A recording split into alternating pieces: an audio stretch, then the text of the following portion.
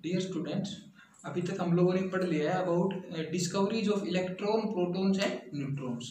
और हमें पता लग गया है बेटा कि एटम के अंदर एक न्यूक्लियस होता है और न्यूक्लियस के अंदर क्या होते हैं बेटा, न्यूट्रॉन्स प्लस प्रोटॉन्स। और बाहर एटम में क्या होते हैं बेटा, इलेक्ट्रॉन्स। इलेक्ट्रॉन पे चार्ज नेगेटिव और प्रोटॉन्स पे पॉजिटिव और न्यूट्रॉन्स पे कोई चार्ज नहीं, न्यूट्रॉन्स आर न्यूट्रल। ये हम लोगों ने पढ़ लिया है। आज की इस क्लास में हम लोग पढ़ेंगे कुछ एटॉमिक टर्म्स के बारे में। सबसे पहली बात बेटा, एटम को रिप्रेजेंट कैसे करना है। तो मान लेता हूं एटम का सिंबल बेटा एक्स है और उसका एटॉमिक नंबर जिसको हम किससे रिप्रेजेंट करते हैं, जेड से, और मास नंबर ए। तो बेटा एटम का जो सिंबल एक्स, उसके सबस्क्रिप्ट में नीचे तो हम उसका क्या लिखते हैं, एटॉमिक नंबर, और ऊपर लिखते हैं मास नंबर। यहां पे एक्स को क्या है बेटा, X is symbol of element, it is symbol of element. And A क्या है बेटा, A is mass number, mass number के बारे में हम अभी पढ़ेंगे। And Z is atomic number. बेटा सबसे पहली टर्म के बारे में पढ़ते हैं कि ये एटॉमिक नंबर क्या होता है। एटॉमिक नंबर, बेटा एटॉमिक नंबर को किससे रिप्रेजेंट करते हैं, जेड से। बेटा किसी भी एटम के न्यूक्लियस में कितने नंबर ऑफ प्रोटॉन्स होंगे उसको क्या बोलते हैं, उसका एटॉमिक नंबर। तो मैं बोल सकता हूं बेटा एटॉमिक नंबर क्या होता है, number of protons, number of protons in nucleus of atom. अब देखो बेटा, न्यूट्रल एटम के अंदर, न्यूट्रल एटम में जितने प्रोटॉन होंगे उसके बाहर उतने ही क्या होंगे, इलेक्ट्रॉन्स भी होंगे, अगर एटम क्या है, न्यूट्रल। तो मैं बोल सकता हूं बेटा कि जितने प्रोटॉन्स उतने ही न्यूट्रल एटम के अंदर इलेक्ट्रॉन्स। तो मैं इसको लिख सकता हूं, it will be equal to, it will also be equal to number of electrons in neutral atom, जिसके ऊपर कोई भी चार्ज ना हो, जिसने ना कोई इलेक्ट्रॉन बाहर दिया हो ना कोई इलेक्ट्रॉन इसने एक्सेप्ट किया हो। अब सेकेंड टर्म जो होती है बेटा वो क्या होता है, मास नंबर। मास नंबर क्या होता है बेटा, it is sum of number of protons plus number of neutrons plus number of protons. Electrons को काउंट नहीं करना है। तो मास नंबर क्या होता है बेटा, इट इज, मास नंबर को ए से रिप्रेजेंट करेंगे, it is sum of number of protons plus number of neutrons in nucleus,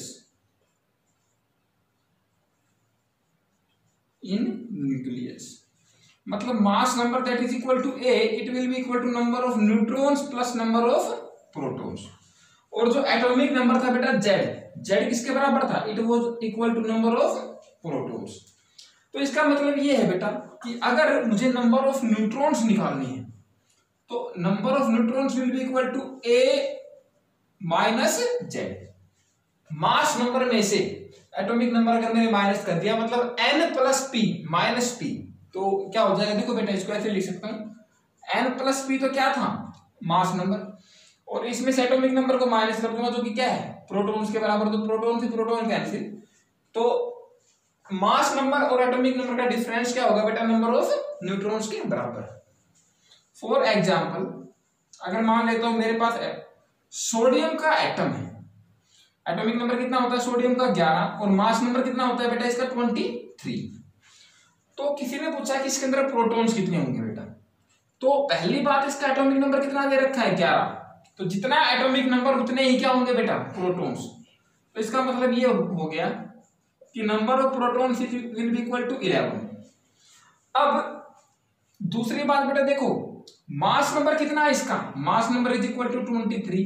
mass number by definition क्या होता है, it is equal to number of protons plus number of neutrons, मतलब number of protons plus neutrons is equal to 23, और proton कितने आए बेटा 11। तो इसका मतलब ये है n is equal to 23 minus number of protons, it will be equal to 23 minus 11, it will be equal to 12 neutrons. तो सोडियम के एटम में 12 तो न्यूट्रॉन्स होते हैं और 11 क्या होते हैं बेटा, प्रोटॉन्स। अगर किसी ने इलेक्ट्रॉन्स की बात करी तो बेटा अगर न्यूट्रल एटम है तो जितने प्रोटॉन होंगे उतने ही क्या होंगे, इलेक्ट्रॉन्स भी। तो अगर प्रोटॉन्स 11 है तो इसका मतलब ये है इलेक्ट्रॉन्स भी कितने होंगे इसके अंदर, 11, अगर एटम पर कोई चार्ज नहीं है तो। बेटा नेक्स्ट टर्म जो होती है वो होती है आइसोटोप्स। कुछ एटॉमिक टर्म्स की अगर हम बात करेंगे बेटा, आइसोटोप्स हम किन कंपाउंड्स को बोलते हैं, ऐसे कंपाउंड जिनका एटॉमिक नंबर सेम हो और जिनका मास नंबर डिफरेंट हो, ऐसे कंपाउंड को हम क्या बोलेंगे, आइसोटोप्स। तो मतलब मैं बोल सकता हूं बेटा elements having same atomic number, जिनका एटॉमिक नंबर क्या हो, same atomic number but different mass numbers. बेटा फॉर एग्जांपल अगर मैं बात करूं, हाइड्रोजन के 3 आइसोटोप्स होते हैं, एटॉमिक नंबर तो हाइड्रोजन का क्या होगा बेटा, 1। तो जब इसका मास नंबर भी 1 हो जाए, इसको बोलते हैं बेटा protonium.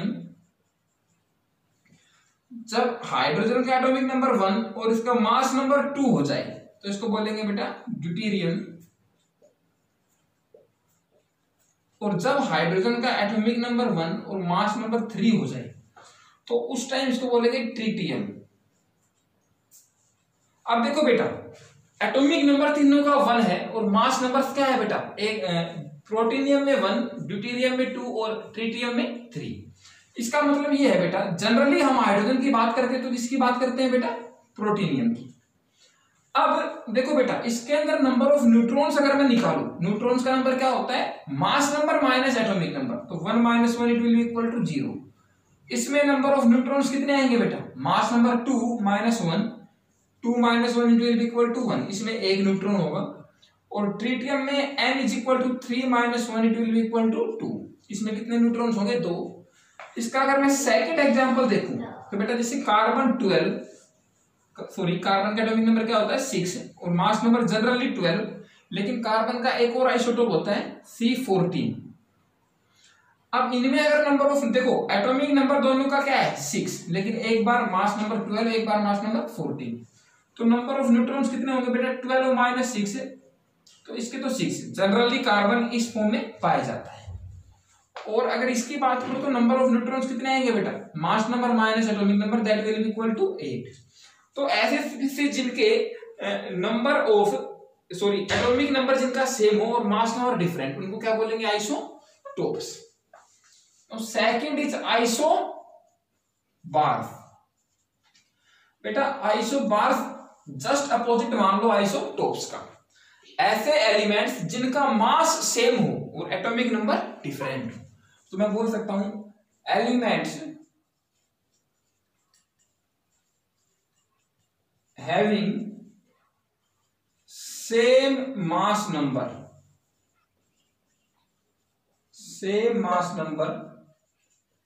but different atomic numbers। बेटा फॉर एग्जांपल जैसे मैंने मान लिया कि आर्गन एटॉमिक नंबर कितना होता है, 18 और इसका मास नंबर 40। उसके बाद potassium atomic number is 19 and its mass number is 40 and calcium atomic number is 20, mass number is 40। तीनों एलिमेंट्स का एटॉमिक नंबर तो डिफरेंट है लेकिन मास नंबर आर सेम। तो ये जो कंपाउंड है बेटा ये क्या है, आइसोबार्स।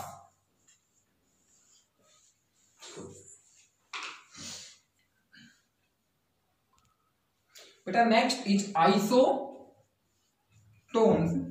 बेटा आइसोटोन्स क्या होते हैं, ऐसे एलिमेंट जिनके अंदर सेम नंबर ऑफ न्यूट्रॉन्स हो, उनको क्या बोलेंगे, आइसोटोन्स। तो मैं बोल सकता हूं एलिमेंट्स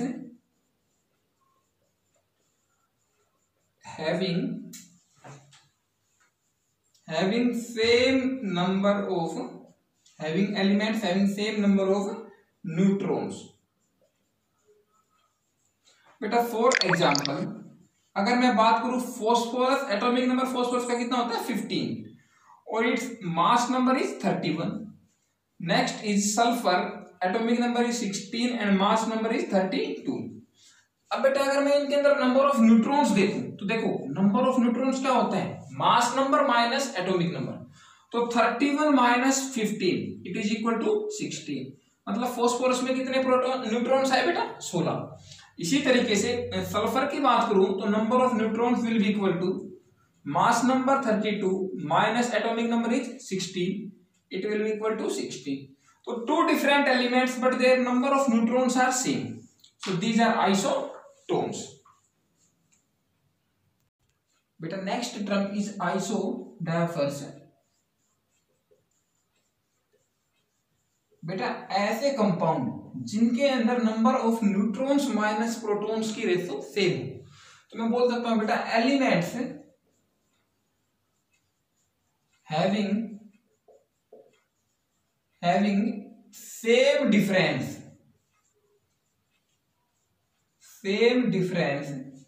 between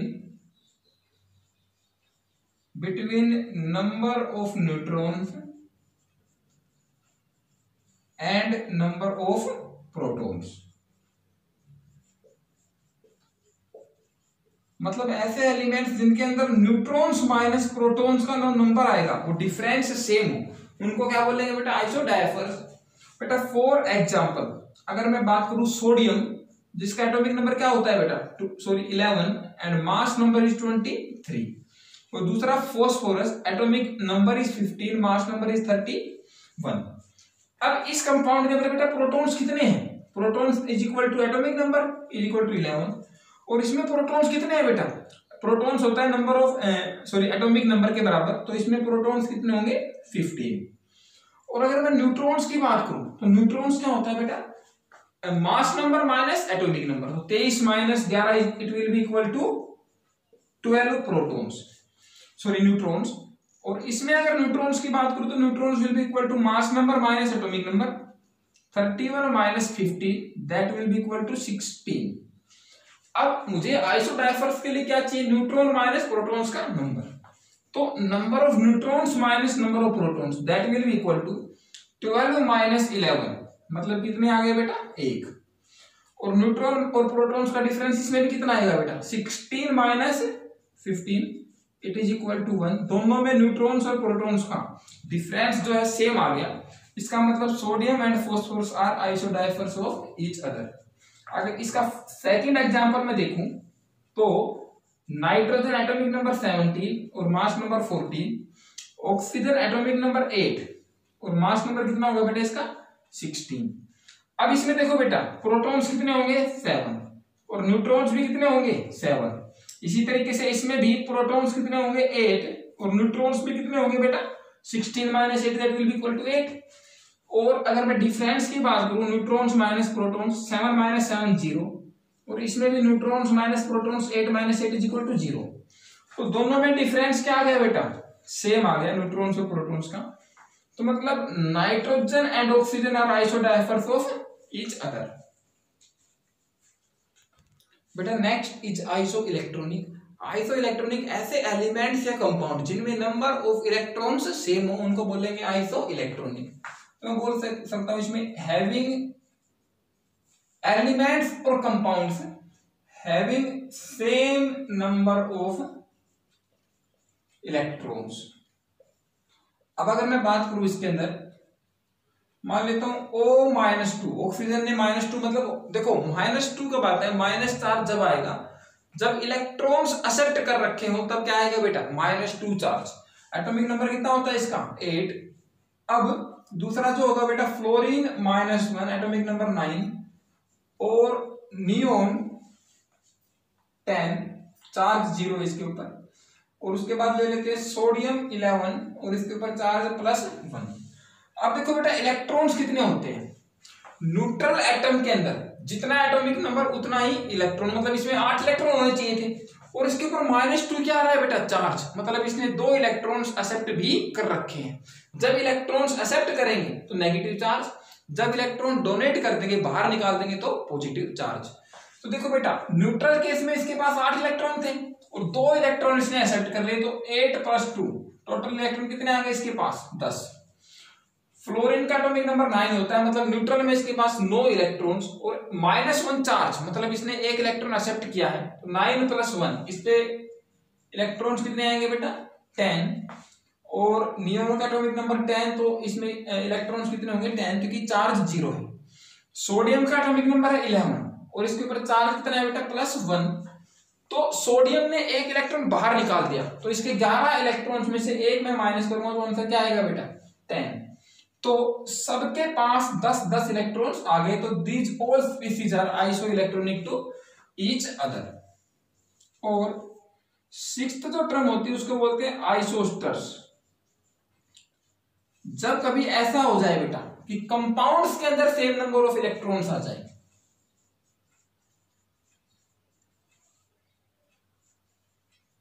compounds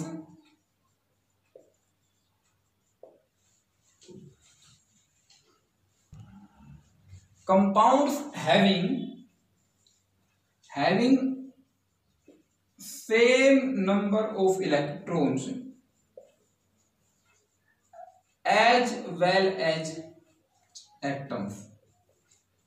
बेटा जब किसी कंपाउंड में नंबर ऑफ एटम्स और नंबर ऑफ इलेक्ट्रॉन्स दोनों ही चीजें सेम आ जाए, तो हम क्या बोलेंगे उन दोनों कंपाउंड्स को, आइसोस्टर्स। बेटा फॉर एग्जांपल मैं मान लेता हूं एक कंपाउंड है CO2, सेकंड इज N2O। बेटा CO2 के अंदर एटम्स कितने हैं, एक कार्बन है और 2 क्या है, ऑक्सीजन, मतलब टोटल नंबर ऑफ एटम्स कितने हैं, 3। और N2O के अंदर भी एटम्स कितने हैं बेटा, 2 + 1, 2 नाइट्रोजन और 1 ऑक्सीजन, मतलब 3 एटम्स टोटल है। तो नंबर ऑफ एटम्स तो दोनों में सेम आ चुके हैं। अब अगर मैं इलेक्ट्रॉन्स की बात करूं तो देखो बेटा टोटल नंबर ऑफ इलेक्ट्रॉन्स कितने होंगे। पहली बात, कार्बन के पास कितने एटम होते हैं न्यूट्रल कंडीशन में, 6 एटम होते हैं किसके पास बेटा, कार्बन के पास, प्लस 1 ऑक्सीजन के पास 6 इलेक्ट्रॉन्स होते हैं कार्बन के पास, और 1 ऑक्सीजन के एटम के पास क्या होंगे बेटा, 8 इलेक्ट्रॉन्स। तो 2 के पास कितने हो गए, 16, मतलब टोटल इलेक्ट्रॉन कितने आए, 22। और अगर मैं इसकी बात करूं N2O की, तो इलेक्ट्रॉन्स कितने आएंगे, देखो बेटा नाइट्रोजन के पास न्यूट्रल में 7 इलेक्ट्रॉन्स होते हैं, तो 2 के पास कितने होंगे फिर, 7 × 2 14 इलेक्ट्रॉन्स, प्लस ऑक्सीजन के पास कितने होते हैं बेटा electrons, 8, it will be equal to 22 electrons. तो दोनों के पास इलेक्ट्रॉन्स भी सेम आ गए, 22 इलेक्ट्रॉन्स, और नंबर ऑफ एटम्स भी सेम आ गए। तो ऐसे कंपाउंड जिनमें एटम्स और साथ ही इलेक्ट्रॉन्स का नंबर सेम आ जाए, उनको हम क्या बोलेंगे, आइसोस्टर्स।